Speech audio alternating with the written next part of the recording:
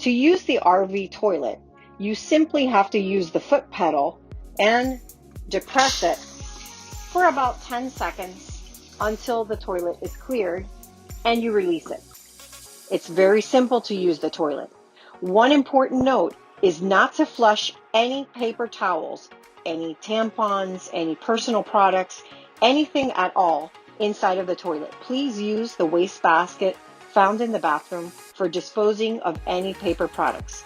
The plumbing is very sensitive in RVs, so we ask again that the only thing that is flushed in the toilet is waste. And again, you use the foot pedal, depress it for 10 seconds, and release it, and the toilet is flushed.